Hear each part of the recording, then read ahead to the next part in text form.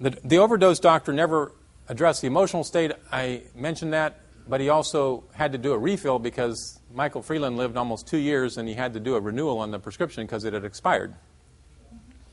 So much for the 6 months are left to live. You follow me? Okay. In the end, Mr. Freeland actually, because he got support by Kathy Hamilton, he actually did reconcile with his estranged daughter. He got his pain treated on 2 different occasions. When pain got out of control, we got him in touch with PCC specialists who deal in pain management, and he lived 23 months until he died with dignity without taking an overdose. And I want to emphasize, co-opting the language is part of how you change the culture. All social engineering is preceded by verbal engineering, and the reality is that we've co-opted language and we say the only way you can die with dignity is kill yourself with an overdose. This is madness. You can look at this story if you want on OregonLive.com. This is Lavelle Svart, S-V-A-R-T, and you can go to OregonLive.com and do a word search on it, but because she did a video log for the Oregonian in which she actually allowed herself to be filmed for months before her death about how she's going to be dying with this cancer, and I want to show the world how you exit this way. And so she holds up the vial of the clear liquid of barbiturates that she's going to take as an overdose. And she does this for months. And finally it gets to the day that she's chosen to bring her family and friends around and end her life. This is actually her in her apartment or house. She's there with friends. It's hard to tell which one is Lavelle because they're both seeming to be pretty vibrant at this moment in time. In fact, they've just had a polka party in which they've been dancing the polka. The next scene within minutes of this time is her in her bed taking the overdose. And this part they don't show in a video out of sensitivities to all the viewers.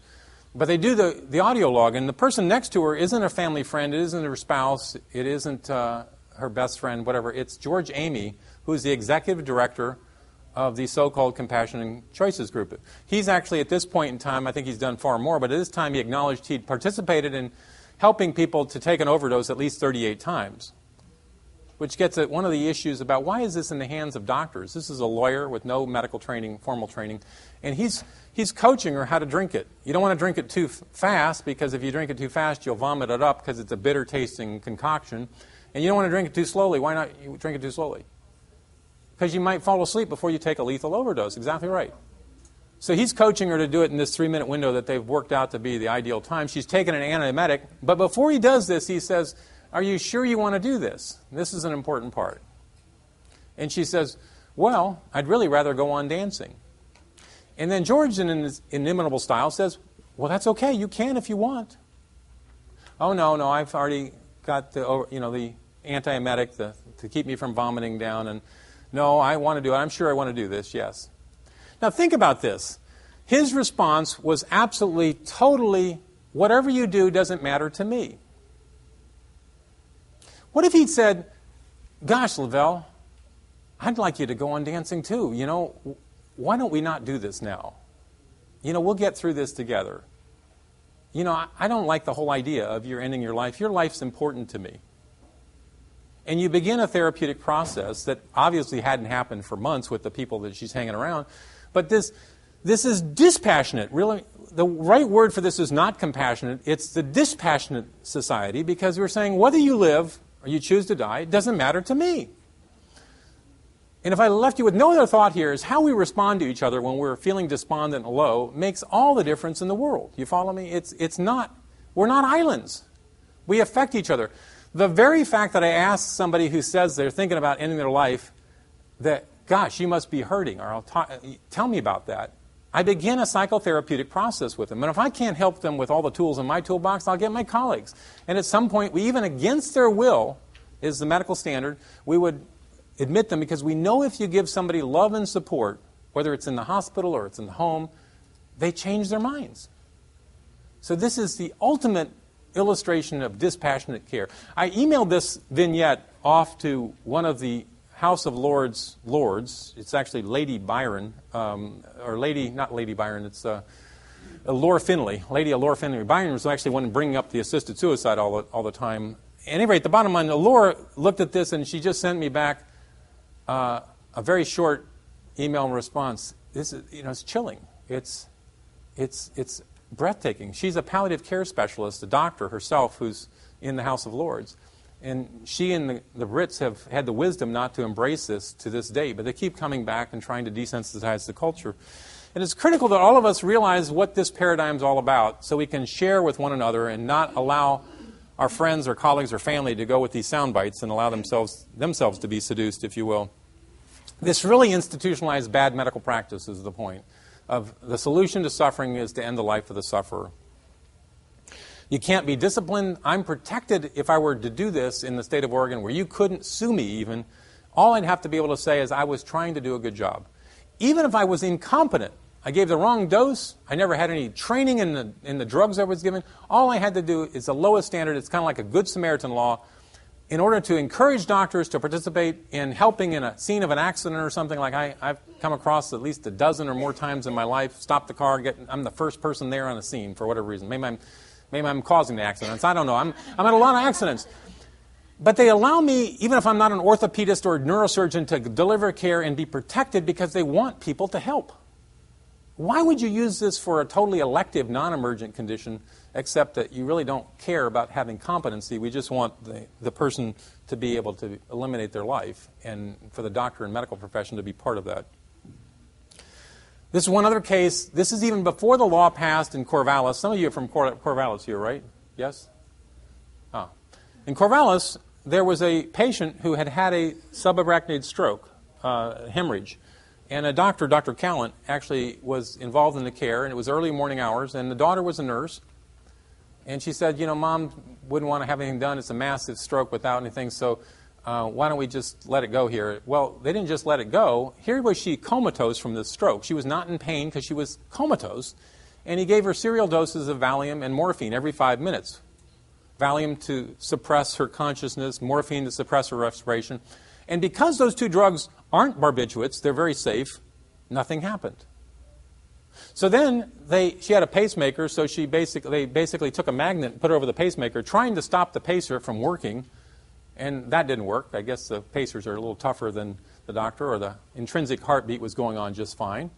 And then because the daughter wanted her mother to have her life and suffering ended, he gave her a dose of succinylcholine, which is a muscle paralyzing agent, which blocks the breathing apparatus of your lungs, your diaphragm, your chest muscles, all are paralyzed.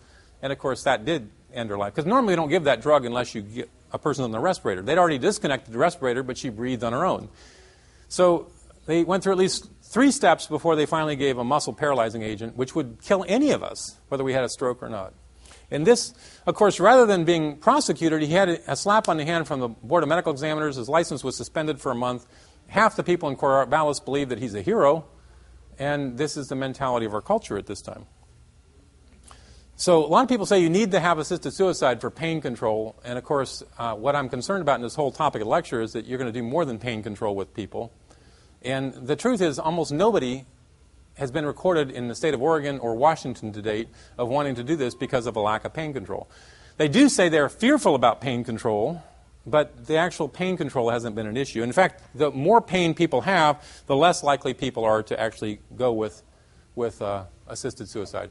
Just to show you also where people will say that assisted suicide is necessary to improve pain control and management and the like. Well, this is actual data. Again, it's from our own OHSU study. It's Eric Fromm and others on the palliative care team. But if you look at the darker bars, that's these bars here. They're actually done in time period 2, which is after assisted suicide passed. The lighter bars are done before assisted suicide passed. So if you look at pain control, they were more comfortable before the law passed in terms of this is family perceptions of pain. And they were less comfortable after the law. And then there was more severe pain after the law. And before the law, there was less severe pain perceived by the family. So anyone who says that, gee, I understand your concerns about cost, but we need this anyhow, I just want to share with you that flies in the face of the data. Now, as a scientist, I can't say that assisted suicide is causing a deterioration in the state of pain relief, even though that's epidemiologically what's happened. But you can say there's no data to support that it's improving it. You follow me? So you don't want to overstate the case. I'm not blaming assisted suicide, but I'm saying I wish we were generating the energy and the political capital into improving palliative care and end-of-life care, rather than promoting this agenda and trying to carry it out to other states like Washington, Montana, Canada. By the way, the good news, I just heard 2 days ago what was the great news in Canada. They had a bill, I think C-384, to pass nationwide in Ottawa assisted suicide, and it was defeated almost 4-1. Praise God. And the efforts aren't, it's not an accident. It's because they're dedicated people who are even more passionate than I am about trying to protect traditional medical ethic and who are learning from the experience in Oregon. I went up to Ottawa and spoke a month and a half ago, or a month ago, whatever it was, and they're wonderful palliative care people who were willing to give of their time and speak to these truths in French and English, because if you speak English to a person who speaks French, they don't listen to you, and vice versa. So he did the entire interview over like 4 hours, doing it in both languages to share these truths about real good care of end of life versus this. More data in terms of what's happened in Oregon. Are we improving end-of-life care? Well, maybe not. We actually rank 9th in the total number of hospice days, even though people tout hospice care. And in fact, the assisted suicide movement want all their people to be in hospice. So hospice has been co-opted in some ways. I don't have the same trust among all the hospices that they won't be involved in this. This is a problem. But we're 9th in the total number of hospice days. So all the other states except Washington, 48 states, do not have assisted suicide. So there are at least 8 states doing better in end-of-life care by that parameter. Of the top 5 states that have good hospice care, 4 of them have explicitly banned assisted suicide. So I could say, if I wanted to be dishonest, I could say, well, gosh, if you want to improve end-of-life care, ban assisted suicide. You see, it doesn't, I think that actually might happen, but I don't have any proof of it. It's true, and not necessarily related. Do you follow me? I'm trying to, be honest with the facts, and you'll hear facts to the office. There's absolutely no evidence that it's been improving end-of-life care other than the anecdotal passions of the promoters of assisted suicide. Okay, so the right to choose death when you want it becomes the right of other people to choose for you, because if you can choose, why can't the state, if it has pressures or money pressures, whatever, choose for you? It's true. Autonomy and control by a few becomes making many people vulnerable. And the plan to use it in exceptional circumstances, eventually, like in Netherlands, has gone to almost every single age group, can now either be involved in assisted suicide euthanasia or have it done to them by their parents. It's kind of remarkable. I want to raise some questions. You heard from Scott earlier that we need to be more Columbo-like, and I think that I agree with him totally. Why are these proponents saying we got to have only 6 months to live?